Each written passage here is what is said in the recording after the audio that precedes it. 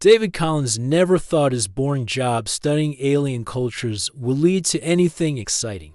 For 3 years, he had been working at the space station that connected Earth with other planets. Most days, he just read reports and wrote notes about how different species lived their lives. But everything changed on a Tuesday morning when he got a message. That made his coffee mug slip from his hands. The message was from Zara, an alien diplomat from the planet Zephyr. Her people looked almost human, except their skin glowed with beautiful patterns of light. They could also read minds, which always made David nervous during their meetings. Zara had been working with him for 8 months, helping him understand her people's traditions. David, the message read, "My people want to honor you with something very special. You are invited to watch our most sacred bonding ceremony. This has never been offered to a human before." David's heart started racing. This was the chance of a lifetime. Scientists had been trying to understand Zephyrian ceremonies for decades, but they were always kept secret from outsiders. He quickly typed back his acceptance, not knowing this decision would change his life forever. When David met Zara later that day, something seemed different about her. She kept fidgeting with her translator device, and her usual confident smile looked forced. The light patterns on her skin flickered in ways he had never seen before. "Are you okay?" David asked, genuinely worried. Zara paused for a long moment. "David, there's something I need to tell you about the ceremony. It's not just for watching. Sometimes the energy can be unpredictable." Before David could ask what she meant, other Zephyrians arrived to prepare for the ritual. Zara quickly changed the subject, leaving David with an uneasy feeling in his stomach. The ceremony was set to take place in the station's big garden dome. The Zephyrians had spent days transforming it into something magical, crystal formations that looked like trees grew from the floor, and soft, colorful lights danced through the air. It felt like stepping into a fairy tale. David watched as 20 Zephyrians arranged themselves in a perfect circle around the largest crystal. They began to hum in harmony, and their skin patterns started to glow brighter. The crystals responded by singing back in musical tones that made David's bones vibrate. "It's beautiful," David whispered to himself, completely mesmerized. Zara stood at the center of the circle with another Zephyrian named Kex. David had met Kex before and didn't like him much. He was arrogant and always made David feel unwelcome. Today, Kex looked angry about something, shooting dark glances at both David and Zara. As the ceremony continued, the humming grew louder and the lights brighter. David felt like he was watching magic happen right in front of his eyes. The Zephyrians moved in perfect synchronization, their glowing patterns creating waves of light that flowed around the circle. Then something went wrong.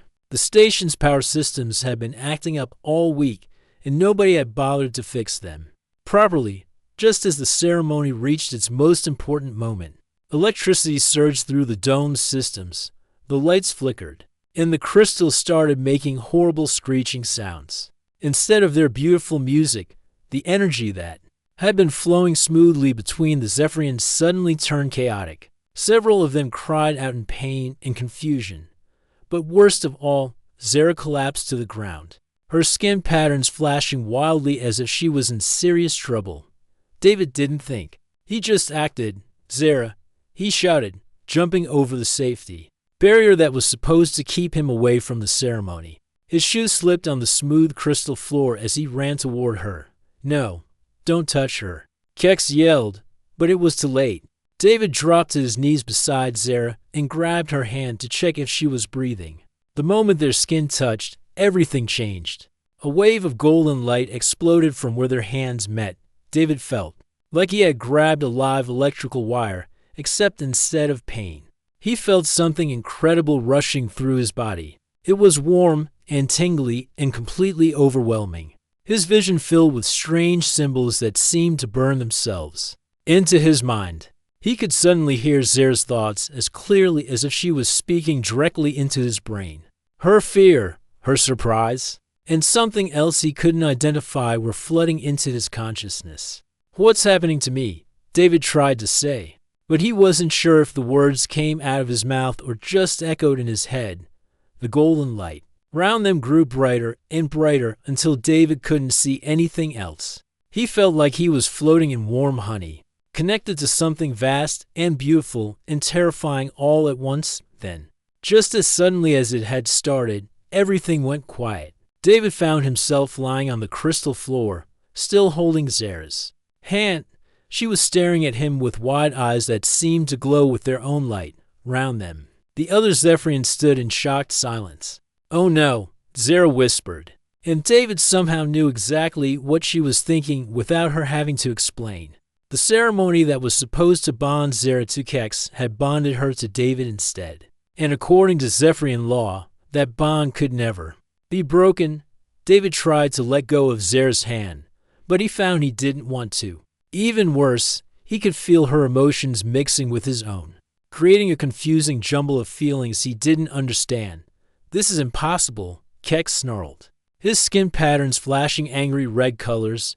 "Humans can't participate in the bonding. This ceremony is invalid." But Elder Turan, the oldest Zephyrian present, shook his head sadly. "The crystals have accepted the bond. It is complete, whether we planned it or not." David looked up at all the faces staring down at him. Some looked curious, some looked horrified, and some looked angry. But all of them seemed to understand something that David was just beginning to realize. His simple life as a cultural researcher was over. He was now bound to an alien diplomat in ways he couldn't even comprehend. And judging by the chaos erupting around him, this was going to cause problems far beyond anything he could imagine. As medical staff rushed into the dome to check on them, David caught Zara's eye. Through their new connection, he felt her fear about what this meant for both their futures. But underneath that fear was something else, something that made his heart skip a beat: relief. She was relieved that she hadn't been bonded to Kex, and that realization scared David more than anything else that had happened. David woke up in the medical bay with the worst headache of his life. But this wasn't just any headache. Along with his own pain, he could feel someone else's confusion and embarrassment flooding through his mind. It was like having to radio stations playing at the same time inside his head.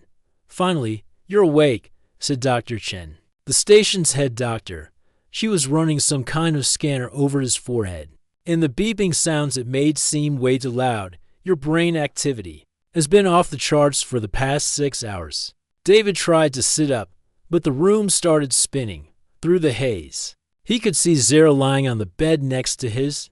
Her skin patterns were dim and flickering weakly, like a dying light bulb. Every time they flickered, David felt a strange pull in his chest.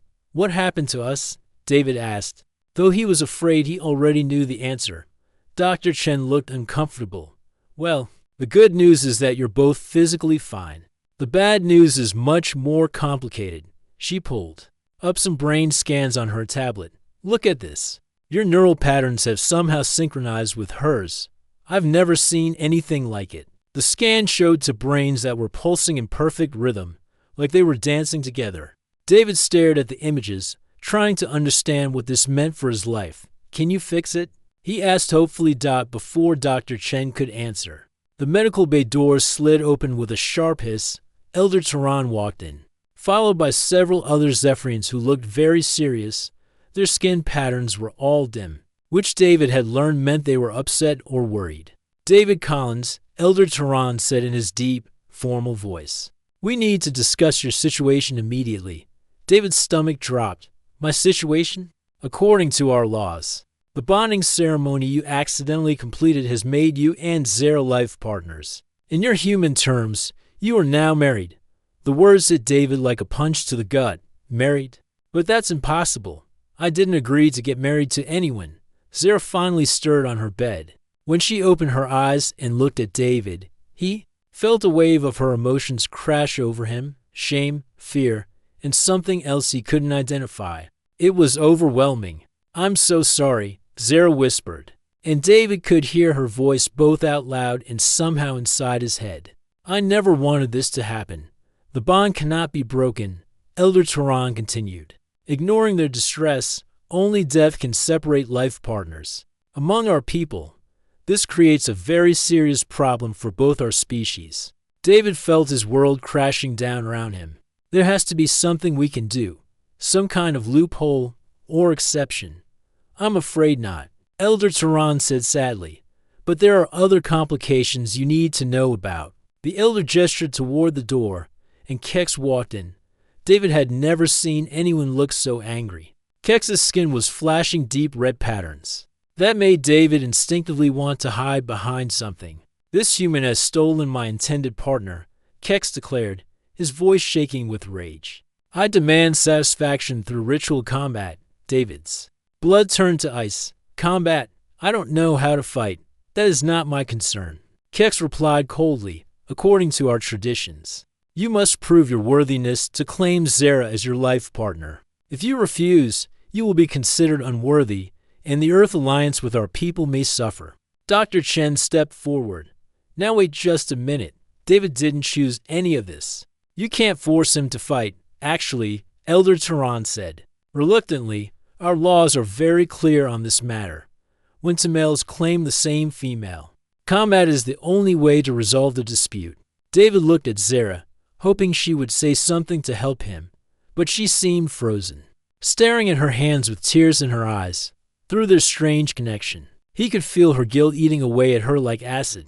There's more, Elder Tehran continued. The Earth Council has been informed of this situation. They are not pleased. As if summoned by his words, Commander Torres from the Earth Council marched into the medical bay. Her face was set in hard lines, and David knew immediately that his career was probably over. Collins, she said sharply. What exactly did you think you were doing? I was trying to help, David protested. I didn't know this would happen. Your reckless actions have created a diplomatic crisis, Commander Torres continued. The Zephyrians are our most important allies. If this situation isn't resolved properly, it could jeopardize peace agreements that took decades to negotiate. David felt like he was drowning. What do you want me to do? Find a way out of this mess. Commander Torres ordered, and fast, because if you can't, the council is prepared to remove you from the station permanently. After everyone left, David and Zera sat in uncomfortable silence.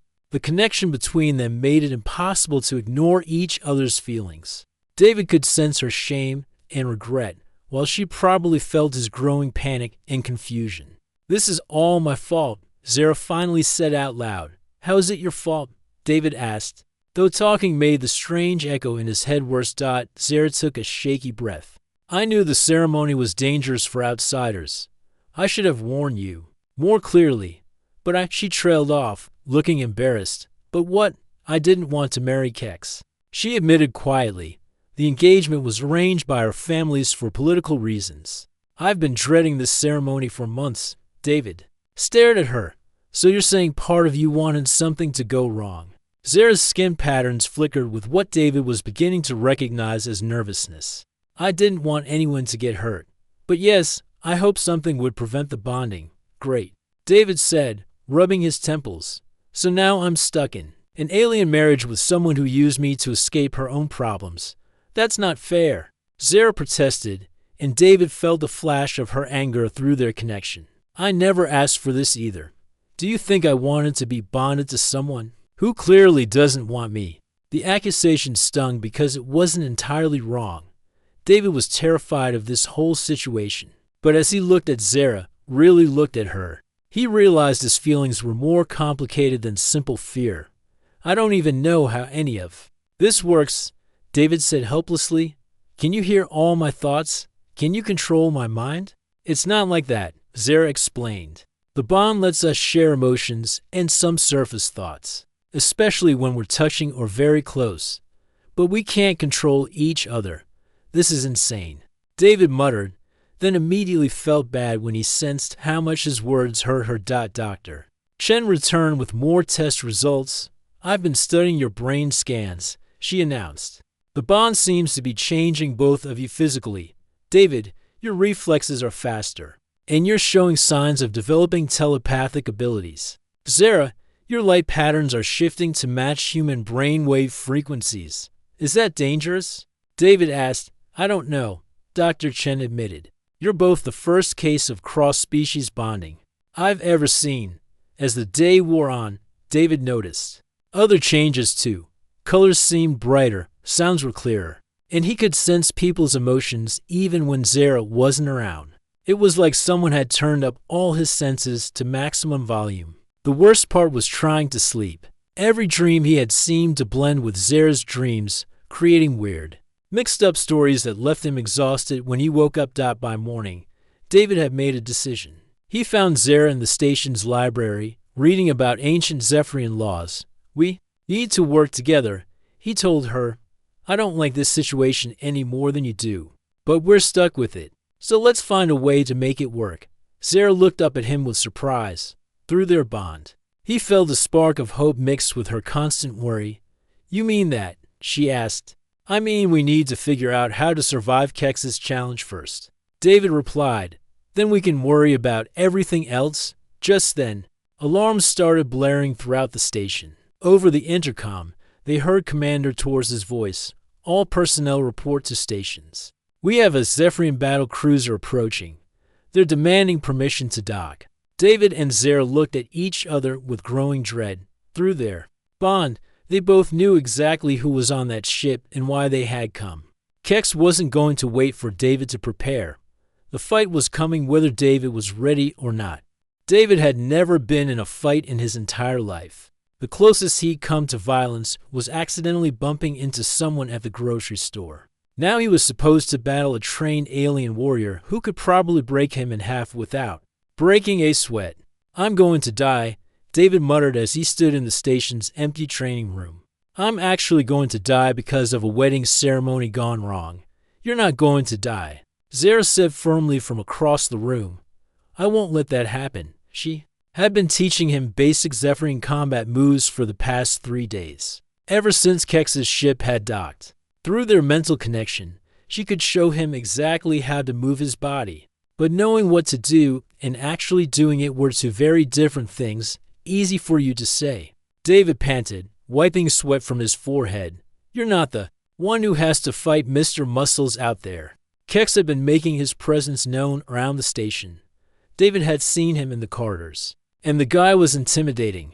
He was taller than David, obviously stronger, and his skin constantly flashed with aggressive red patterns that made everyone nervous. "Try the defensive block again," Zara instructed. "Remember, you don't have to be stronger than him, you just have to be smarter."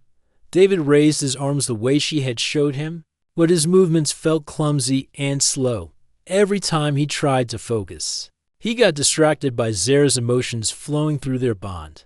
Her fear for his safety was so strong it made his hands shake. "This isn't working," David said, dropping his arms in frustration. "I can feel how scared you are, and it's making me panic too." Zara looked surprised. "I'm trying to hide my emotions from you." "Well, you're not doing a very good job," David replied, then immediately felt bad for snapping at her. "Sorry? I'm just stressed." "Wait," Zara said suddenly, her eyes lighting up. "Maybe that's the answer. Instead of fighting against our connection, we should use it." "What do you mean?" Zara walked over to him, and David felt the bond between them grow stronger. In traditional Zephyrian combat, each warrior fights alone. But you're not just one warrior. We're bonded. We're two minds in sync. "I still don't understand." "Let me show you," Zara said, reaching out to take his hands. "Close your eyes and stop trying to block me out. Let our thoughts flow together." David hesitated. Sharing emotions was one thing, but completely opening his mind to someone else felt terrifying. But looking at Zara's determined face, he realized he trusted her more than he trusted himself right now. He closed his eyes and let his mental barriers drop. Immediately, everything changed. David could feel Zara's knowledge flowing into his mind like water filling a cup. He suddenly understood combat moves he had never learned, could anticipate attacks he had never seen. It was like having a master fighter's instincts downloaded directly into his brain. "Now try the defensive block," Zara whispered. David moved without thinking, his body flowing into the correct position with perfect balance. His arms were exactly where they needed to be, his feet positioned for maximum stability. Incredible. He breathed, opening his eyes. "That's just the beginning," Zara said excitedly. "If we can synchronize completely during the fight, We'll move as one person. Kex won't know how to fight against that.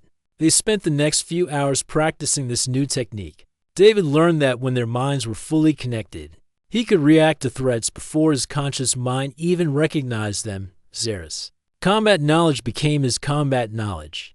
But it wasn't just fighting skills that passed between them. David also felt Zera's memories of growing up different from other Zephyrians. Her mother had been from a different colony world, and the mixed heritage had made Zera an outsider among her own people. I know what it's like to not belong anywhere. She shared through their connection. That's part of why I became a diplomat. I wanted to build bridges between different worlds. In return, David found himself sharing memories he had never told anyone about. The loneliness he felt after his parents died in a space accident. His dedication to studying alien cultures because he believed understanding each other was the key to preventing conflicts. You lost your family too, Zera realized. And David felt her sympathy wash over him like a warm blanket. They were explorers, David explained. Their ship had an engine failure in deep space. If humans and aliens had worked together better back then, maybe someone could have helped them. Their training sessions became more than just learning to fight. They were learning to truly understand each other.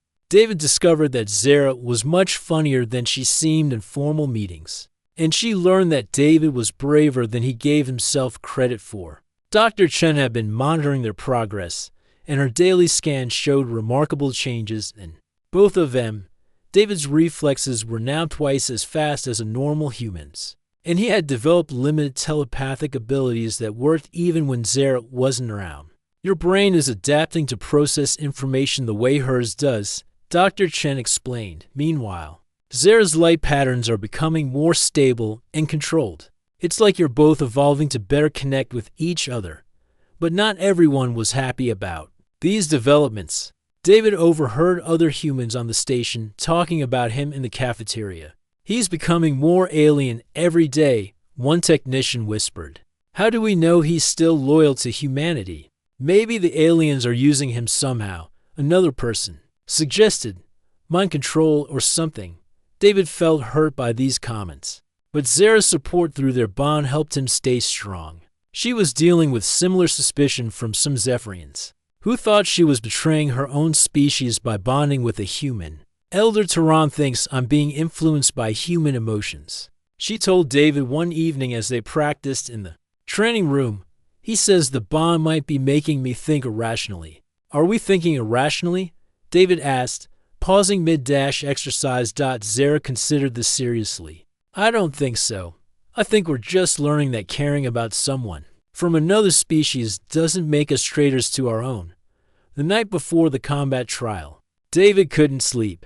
His stomach was tied in knots thinking about facing Kex in front of representatives from both Earth and Zephyr Prime. Through their bond, he could feel that Zera was awake too, just as worried as he was. What if I lose? He asked quietly into the darkness of his quarters. Then we'll figure out another way. Zera's voice came through their mental connection. But you won't lose. We won't let that happen. How can you be so sure? Because I finally understand what the bond really means, Zera replied. It's not just about sharing thoughts or emotions. It's about choosing to trust someone completely. And I trust you, David, more than I've ever trusted anyone. David felt a warmth spread through his chest that had nothing to do with their alien connection. For the first time since this whole mess started, he realized that what was happening between them wasn't just about surviving a crisis. It was about something much deeper. I trust you too, he admitted, and not just because of the bond, because of who you are. As dawn approached, David finally fell asleep. But instead of nightmares about the coming fight, he dreamed of a future where humans and Zephyrians worked together as equals, where differences were celebrated instead of feared. When he woke up, he felt ready to face whatever came next. Not because he was suddenly a great warrior, but because he wasn't facing it alone. The morning of the trial, David put on the ceremonial combat clothes that had been provided. Looking at himself in the mirror, he hardly recognized the person. Staring back, his eyes seemed brighter, his movements more graceful. He was still human, But he was also something new. Zara met him at the door to the arena, and when their eyes met, David felt their bond snap into perfect alignment. They were ready to face this challenge together, whatever the outcome might be. The arena felt like the inside of a giant crystal cave. Hundreds of people from both Earth and Zephyr Prime had gathered to watch what everyone was calling the most important trial in interstellar history. David tried not to think about how many ways this could go wrong as he stepped into the fighting circle. Kex was already waiting for him, and David's heart sank. The Zephyrian warrior looked even more intimidating than usual in his ceremonial combat armor. His skin blazed with bright red patterns that pulsed like an angry heartbeat. He was easily 6 inches taller than David and probably twice as strong. "You should have stayed in your research lab, human," Kex growled as David approached. "Now you will pay for your theft." "I didn't steal anything," David replied, trying to keep his voice steady. "And I didn't ask for any of this." Silence. Elder Turan's voice boomed across the arena. "This trial will determine who is worthy to be life-bonded to Zara of the northern colonies. Combat will continue until one fighter yields or cannot continue." David felt sick. Through his bond with Zara, he could sense her terror for his safety. But underneath that fear, he also felt her unwavering belief in him. It was like having someone holding his hand in the dark. "Wait," David called out just as Elder Turan was about to signal the start of combat. "I invoke the ancient right of unified trial." The entire arena went silent. Even Kex looked confused. "What are you talking about?" Elder Turan demanded. David had spent the entire night researching old Zephyrian laws with Zara's help.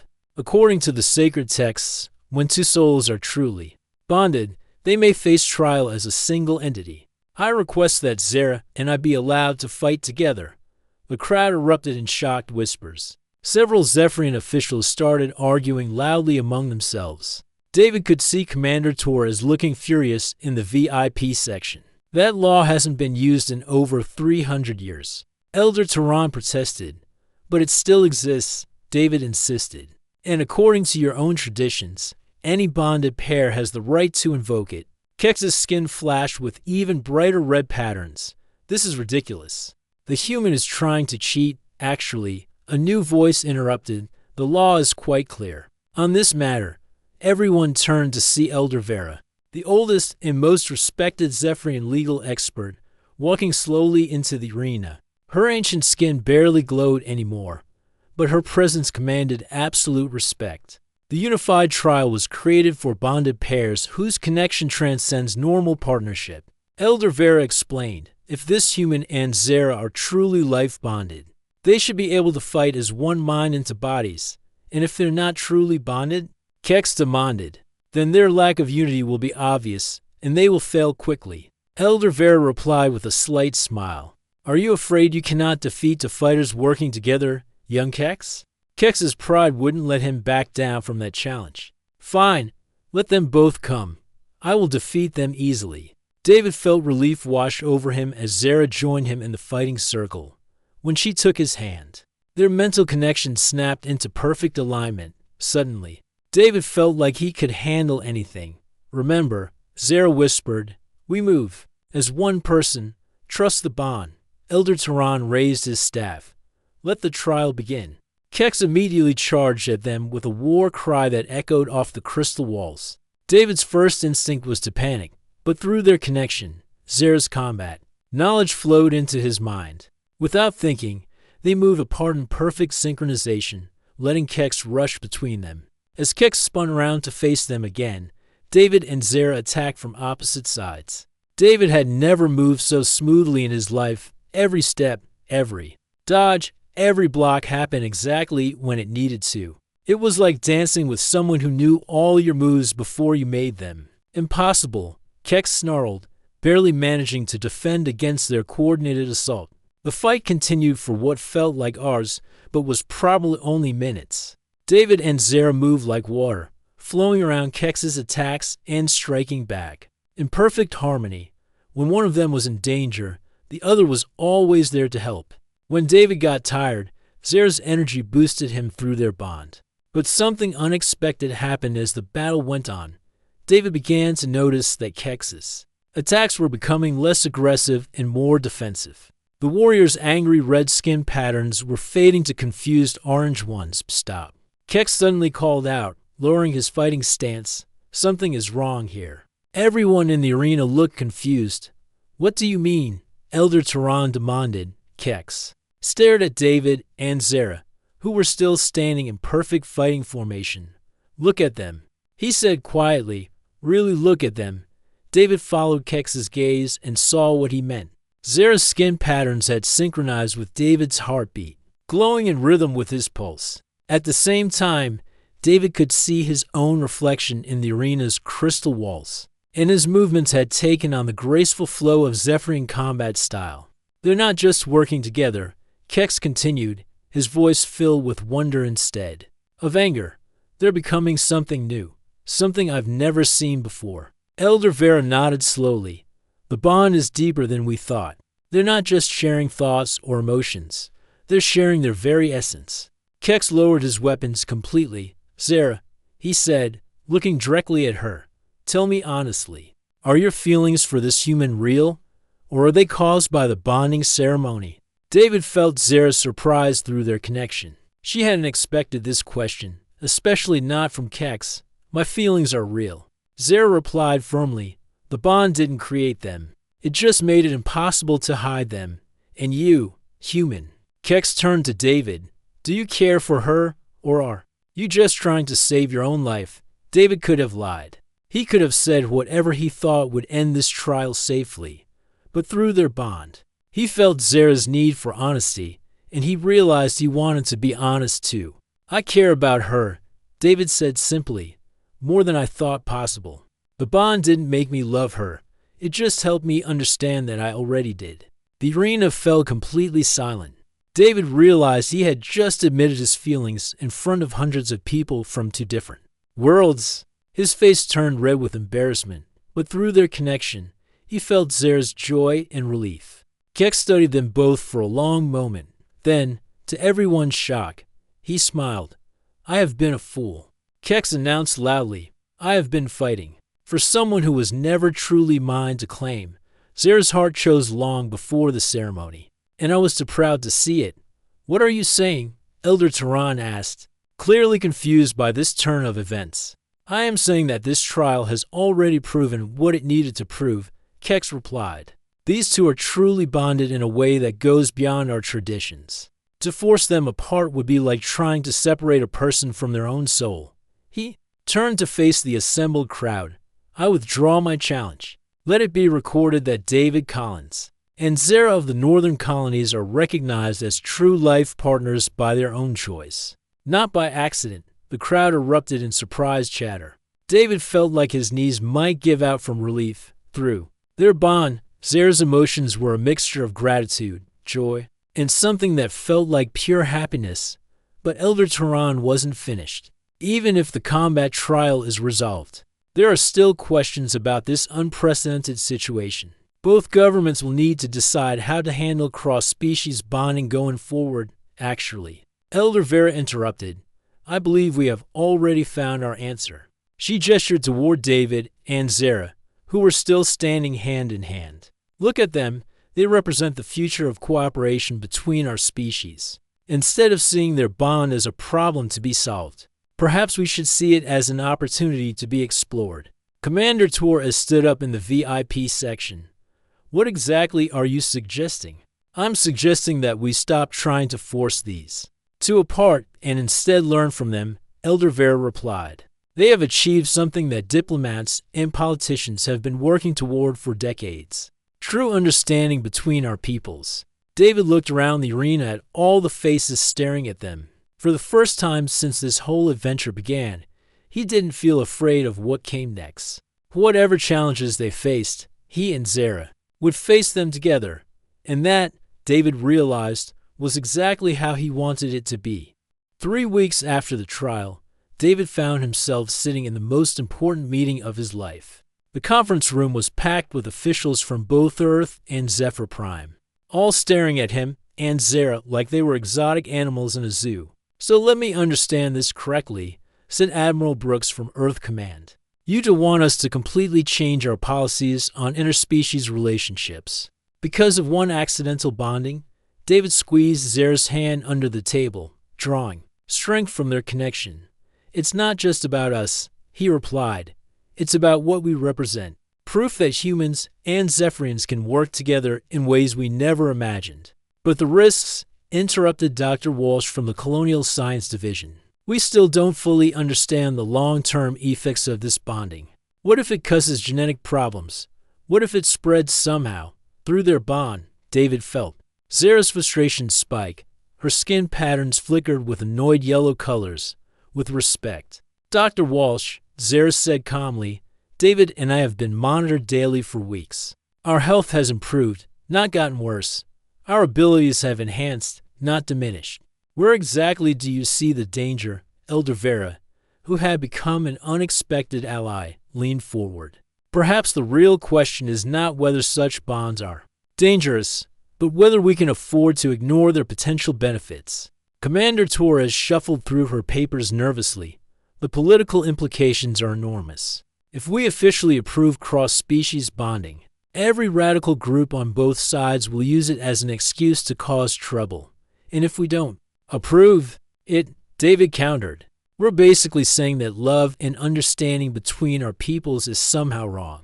Is that really the message we want to send? The room fell silent. David could see the officials exchanging uncertain glances. Through his connection with Zara, he felt her hope mixed with anxiety about their future. Dr. Chen, who had been studying them since day one, finally spoke up. I'd like to share my research findings. She activated the wall display, showing brain scans and biological data. David and Zara's bond has stabilized completely. They can now control when to share thoughts and emotions, making their connection a source of strength rather than confusion. The scan showed to brains that pulsed in harmony, but David could see the individual patterns that made each of them unique. More importantly, Dr. Chen continued, their physical adaptations have made them both more capable of understanding and communicating with multiple species. David can now sense emotions from other aliens, not just Zara, and Zara's light patterns have become more expressive, making her better at communicating with humans. Admiral Brooks frowned. Are you saying they're becoming some kind of super diplomats? I'm saying they're becoming bridges, Dr. Chen replied. Living examples of what's possible when we truly understand each other. Elder Tehran, who had been quiet throughout the meeting, finally stood up. There is something else you should know. David is not the first human to bond with one of our people. Everyone turned to stare at him in shock. What do you mean? Commander Torres demanded. 3 months ago, a human engineer named Riley Thompson was working on Zephyr Prime when she accidentally bonded with one of our technicians during a crystal calibration accident. We kept it secret because we didn't know how either government would react. David felt his jaw drop. There are others like us, 5 couples so far. Elder Tehran admitted, all accidental, all functioning perfectly. We've been studying them quietly, waiting for the right moment to reveal this information. The room erupted in shocked murmurs. David squeezed Zara's hand, feeling a mixture of relief and amazement. They weren't alone after all. Why didn't you tell us this sooner? Admiral Brooks asked angrily. Because we needed to be sure, Elder Vera explained. We needed to know if these bonds could work long-term. David and Zara's public trial gave us the perfect opportunity to test official reactions. Commander Torres looked like she was getting a headache. So you're telling me there are already 5 human differing couples living on your worlds, and we knew nothing about it? They've been some of our most effective cultural ambassadors, Elder Tehran replied. The bonded pairs understand both species better than anyone else. They've helped solve communication problems that had stumped our best diplomats for years. David felt a surge of excitement. We could do that too. Help other people understand what we've learned. Actually, Elder Vera said with a slight smile, we have a proposal for both of you. She activated another display showing plans for a new facility. We want to create the first institute for cross-species cultural integration, a place where humans and Zephyrians can learn to work together more effectively. David stared at the blueprints. It looked like a combination research center, training facility, and cultural exchange program. You want us to run it? Zara asked, her voice filled with wonder. We want you to help design it, Elder Vera corrected. Your unique perspective would be invaluable in creating programs that actually work. Admiral Brooks held up a hand. Wait just a minute. We haven't agreed to any of this yet. Then let me ask you something, David said, standing up. What's more important? Sticking to old rules that keep our people separate, or embracing new possibilities that could bring us closer together? He gestured towards Zara. 3 weeks ago, I was just a researcher who studied alien cultures from a distance. Now I'm someone who truly understands what it means to connect with another species. That knowledge could help millions of people on both sides through their bond. David felt Zara's love and support flowing into him, giving him courage to continue. We're not asking you to force anyone into these bonds, David said. We're asking you to stop treating them like diseases that need to be cured. Some of the strongest partnerships in history have been between people who were different from each other. Zara stood up beside him. David and I have learned that our differences don't divide us. They complete us. Imagine what could happen if more people had that opportunity. The room was quiet for a long moment. Finally, Admiral Brooks sighed. Against my better judgment, I'm willing to consider a trial program. But there will be strict guidelines and constant monitoring. Elder Tehran nodded. Agreed. We propose starting with volunteer exchange programs between our species. No forced bonding. No pressure. Just opportunities for people to work together and see what develops naturally. Over the next hour, they hammered out the details. David and Zara would help establish the new institute, working with both governments to create safe, ethical programs for cross-species cooperation. 6 months later, David stood in the main hall of the Institute for Cross-Species Cultural Integration. The building was beautiful, with both human and Zephyrian architectural elements blended seamlessly together. Nervous? Zara asked, joining him as they watched the first group of volunteers arrive for the opening ceremony. Excited, David corrected, taking her hand. Look at them. The volunteers were a mix of humans and Zephyrians, all eager to learn about each other's cultures. Some had already formed friendships during the preliminary workshops. A few couples were showing signs of developing deeper connections. Do you think we'll see more bondings? Zara wondered. Maybe, David replied. But that's not really the point, is it? The point is that people from different worlds are choosing to understand each other through their bond. He felt Zara's complete agreement.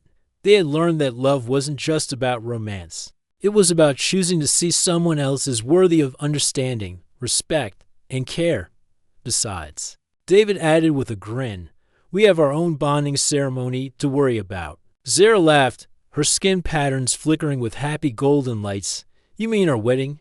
Our real wedding, David confirmed, the one we're planning together.